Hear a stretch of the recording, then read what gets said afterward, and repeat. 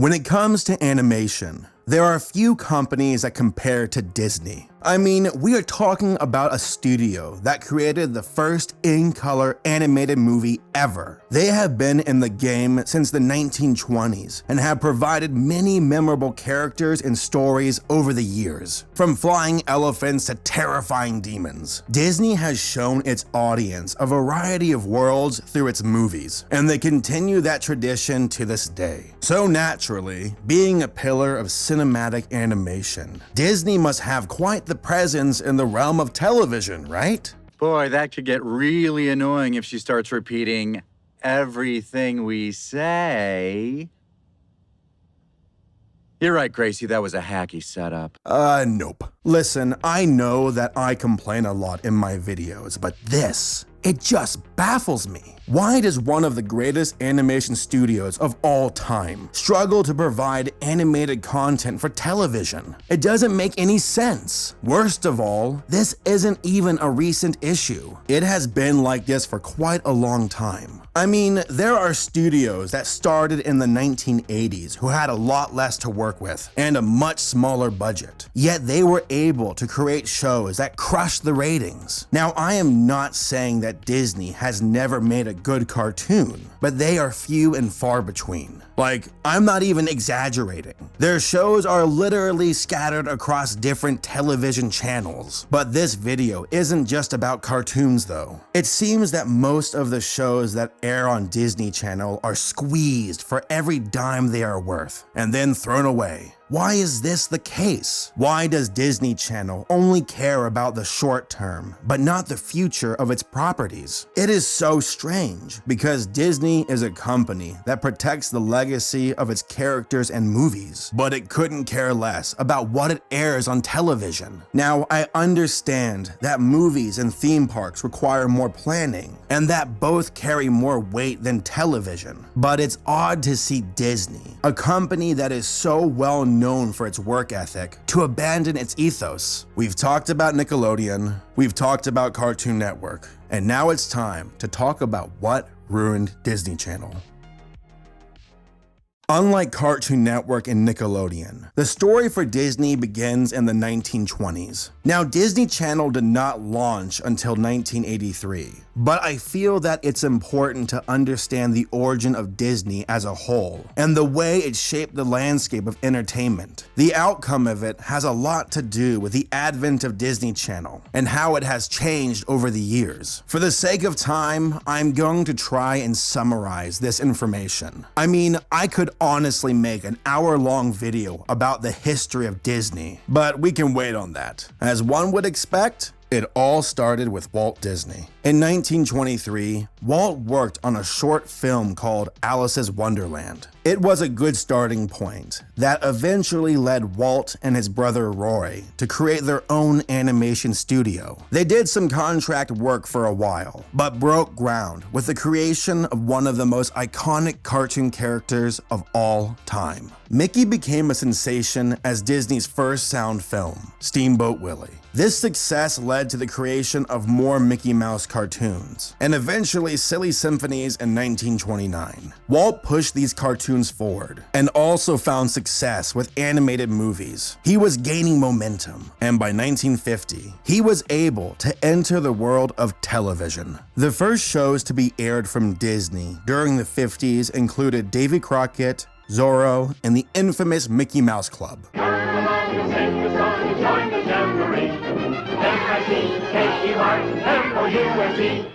All were successful and took full advantage of this new form of mass media. But for some reason, Disney dropped the ball in the 1960s and did not capitalize on the growth of television. All that really came out of that decade was the wonderful world of Disney, and that's about it. Walt died in 1966, and the fallout of his passing could be felt throughout the entire company. Animated movies would struggle for the next few decades, and the television scene would become a wasteland. While Hanna-Barbera grew during this time, Disney faltered and became stagnant.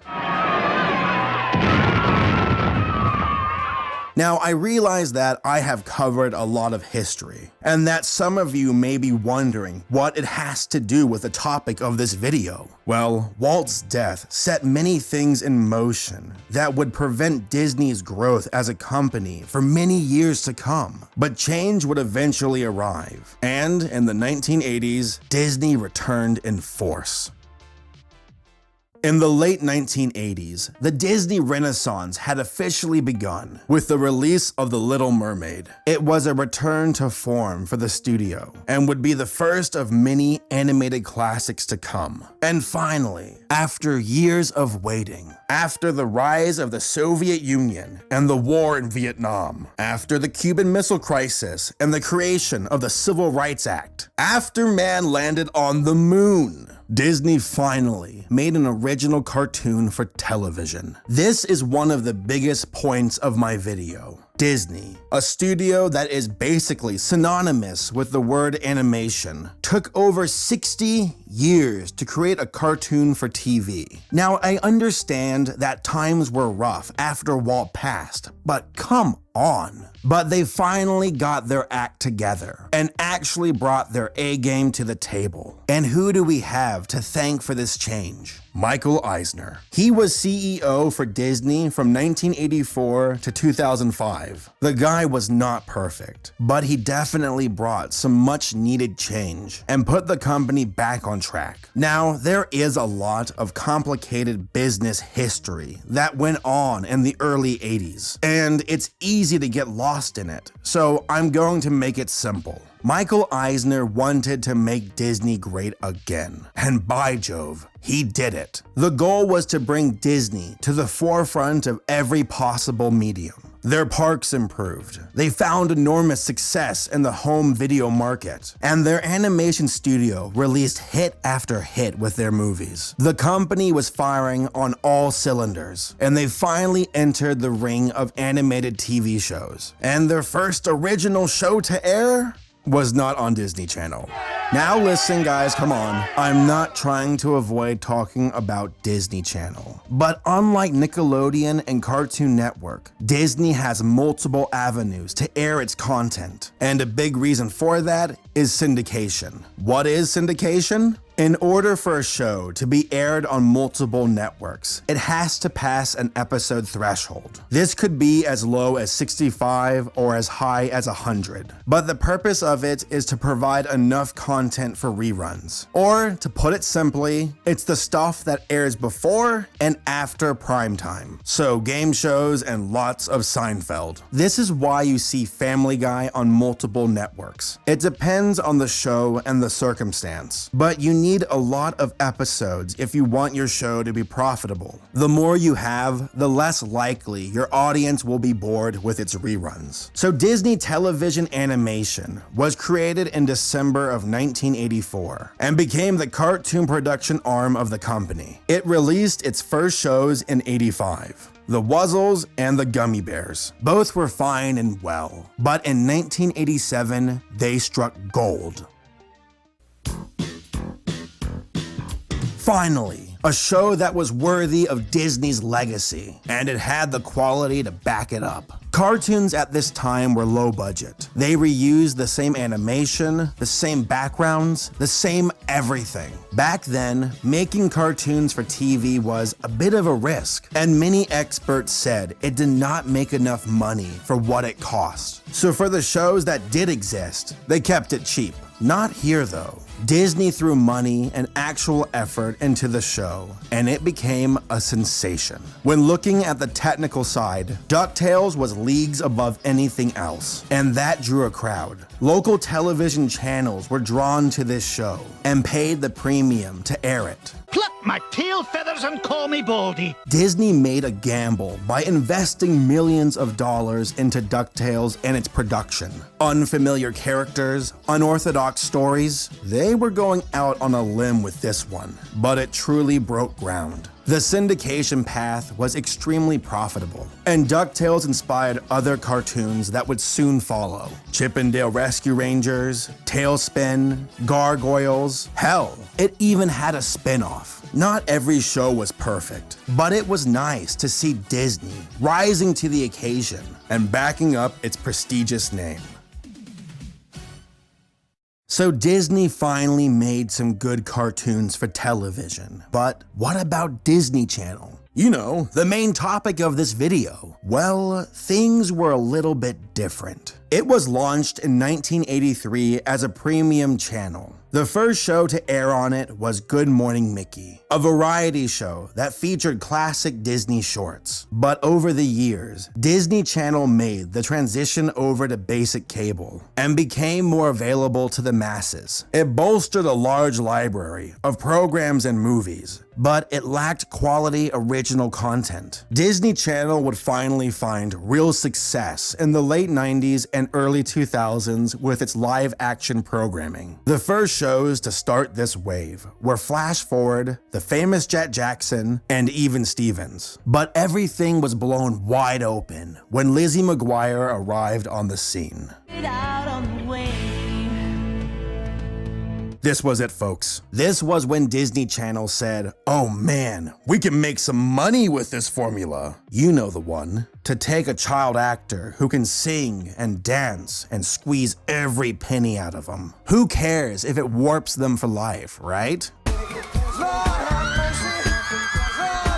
Right? Despite the success of Nickelodeon and Cartoon Network at the time, animation was still not being heavily considered by Disney Channel. They just found something that really worked, and it would continue to overshadow cartoons to this very day. Despite the rise of live-action sitcoms, some cartoons would eventually arrive, and the first was in 2001 with The Proud Family. Besides being the first, it wasn't anything revolutionary, but it was a step in the right direction. 2002 was another step forward with Kim Possible. This was one of the most successful cartoon shows to air on the channel, and it showed some real promise. It was an action comedy that experienced some solid success, and even had some televised movies. But the other cartoons to follow it were meh. Lilo and Stitch, the series, meh. Brandy and Mr. Whiskers, meh. American Dragon, Jake Long, meh.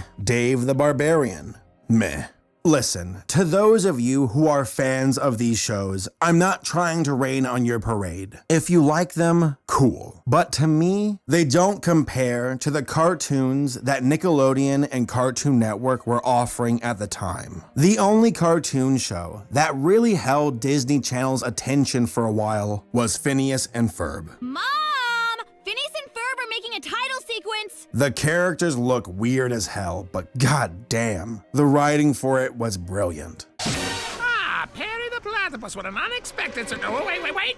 You're trapped by societal convention. Look, we're in a fine dining environment. Everyone knows not to throw a scene in a fancy restaurant. That's right, you're trapped. Sit down. Phineas and Ferb was the most successful cartoon show on the network. It started in 2007 and just ended in 2015. Yeah, it might have gone on for a bit too long, but it was nice to see Disney Channel give some actual love to an animated property. But outside of Phineas and Ferb and Kim Possible, there wasn't much to choose from anyway.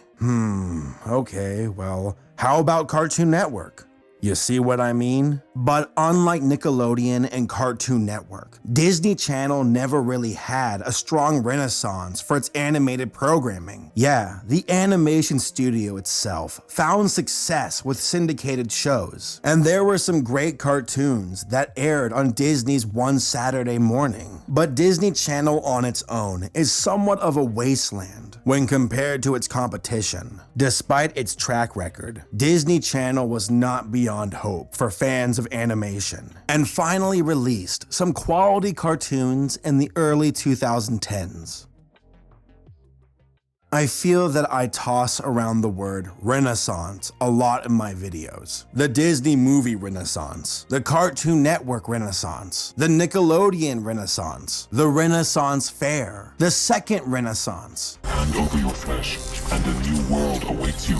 Disney Channel has never really been able to provide enough quality shows in a row to earn that title until recently. I am not sure if it was Cartoon Network's success that inspired Disney Channel, but they finally provided some good, consistent animated programs on their channel, and the first to arrive was Gravity Falls in 2012. I have already made a video about Gravity Falls, which you can watch here, but let me tell you this. It's easily one of my favorite cartoons of all time. Created by Alex Hirsch, this show had a real story to tell. One that was funny, fascinating, and satisfying. Like Disney. Seriously. You cock-tease me for 2 decades and then release this? What gives? I mean, I am not complaining. If anything, keep going. And so they did, with the premiere of Wander Over Yonder in 2013. This show was created by the legendary Craig McCracken, the man behind Powerpuff Girls and Foster's Home for Imaginary Friends. He brought his talent over to Disney Channel and worked his magic. If there is one thing this show excels at, it's animation. It's fluid, colorful, and the expressions are fantastic. And so are the hips. Little bird who needs your help to fly. For kids. The last cartoon to bring up the rear was Star vs. the Forces of Evil in 2015. This is a more recent show, and I have only watched a few episodes, but from what I have seen, it's pretty great. Star is a refreshing female lead, and the visuals are rich in color and animation. All 3 of these cartoons are excellent, and it was so nice to see Disney Channel try and make some quality animated programs, but it was short-lived. Gravity Falls willingly concluded in 2015, and Wander Over Yonder was canceled in 2016. Star is still going strong, but Disney Channel was never truly its home. It was only a preview on the channel, and now airs on Disney XD. So just like a baby sea turtle hatching on the beach, it was over before it even started.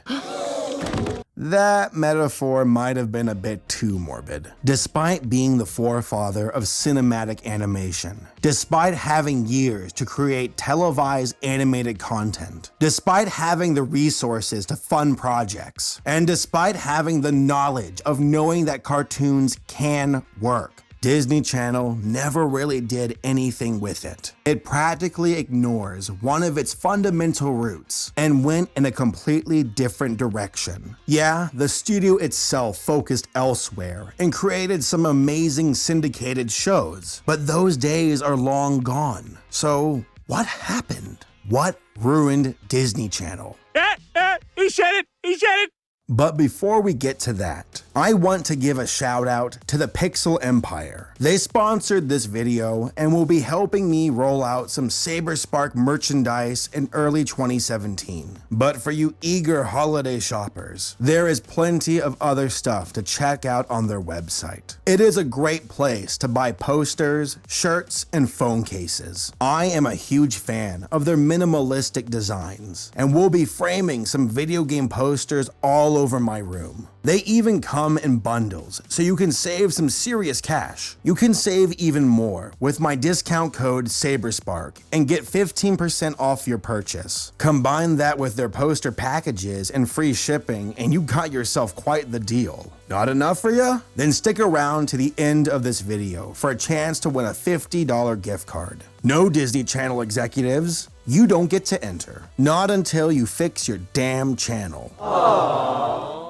Now, I am sure that many of you are thinking, sitcoms ruined Disney Channel, or that Disney Channel has never been good. And truth be told, you're not entirely wrong. But there are actually a few things that contribute to the unfortunate situation that is Disney Channel. 1. Their different TV channels cannibalize each other. Disney as a company has multiple channels to air their content. ABC, Freeform, Disney Channel, Disney XD. They took a shotgun approach in the 1980s, and the results went everywhere. With the end of their syndicated cartoons, we were left with Disney Channel and Disney XD. One was the home for live-action sitcoms, while the other became the retirement home for their animated shows. This was sad. The main channel was barely entertaining the idea of airing cartoons at this point. Star vs. the Forces of Evil only had a preview on Disney Channel. Wander Over Yonder was moved from Disney Channel to Disney XD, where it suffered a major drop in ratings. A drop that I can only imagine led to its cancellation. And Gravity Falls? One of the best cartoon shows that I have ever seen.